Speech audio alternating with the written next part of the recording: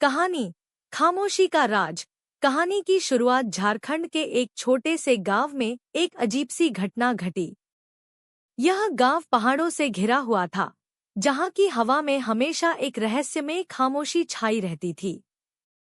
लोग कहते थे कि यहाँ कुछ अजीब होता है, लेकिन कोई उसे समझ नहीं पाता था।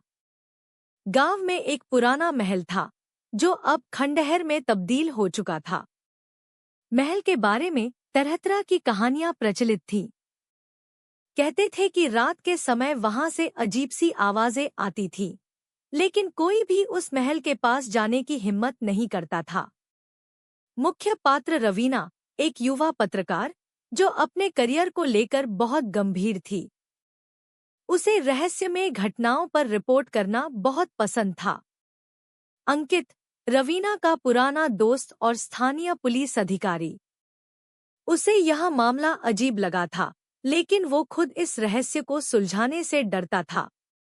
नदीम बाबू, गांव के बुजुर्ग, जिन्हें महल के बारे में सब कुछ मालूम था, लेकिन वे हमेशा चुप रहते थे।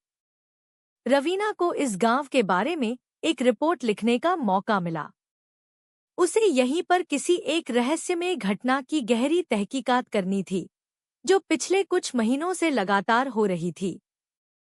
रवीना ने गांव में आकर पहली बार महसूस किया कि यहाँ कुछ तो गड़बड़ है। लोगों के चेहरों पर हमेशा डर था, और महल के बारे में हर किसी की जुबान पर एक ही सवाल था, क्या वहाँ सच में भूत प्रेत हैं? रवीना ने अपनी जांच शुरू की और नदीम बाबू से मुलाकात की। नदीम बाबू ने कहा, बेटी, यह महल सिर्फ एक इमारत नहीं, यह एक कहानी है जो समय की धुंध में खो चुकी है। लेकिन जो भी यह कहानी जानता है, वह कभी नहीं लौटता। रवीना को यह सुनकर अजीब सा लगा, लेकिन उसने तय किया कि वह इस रहस्य का पर्दाफाश करेगी। वह अंकित की मदद से महल तक पहुंची। महल के अंदर जाने पर उन्हें कुछ अजीब सा महसूस हुआ।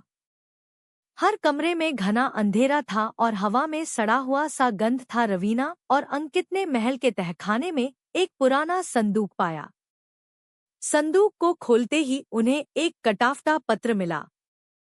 पत्र में लिखा था, वह आत्मा जिसने महल को अपना घर बनाया, वह कभी शांति नहीं पाएगी जब तक वह अपना बदला न ले ले। पत्र में आगे लिखा था कि महल में एक भूतिया सच्चाई छिपी हुई थी। कई साल पहले एक अमीर जमींदार ने गांव की एक लड़की के साथ धोखा किया था, और उसने उसे मारकर महल के तहखाने में दफना दिया था। उस लड़की की आत्मा अब महल में बसी हुई थी, और वह हर रात अपनी मौत का बदला लेती थी।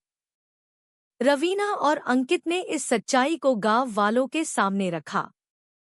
धीरे धीरे गांव में शांति लौट आई, और महल को फिर से देखा गया, लेकिन इस बार उसका डर खत्म हो चुका था।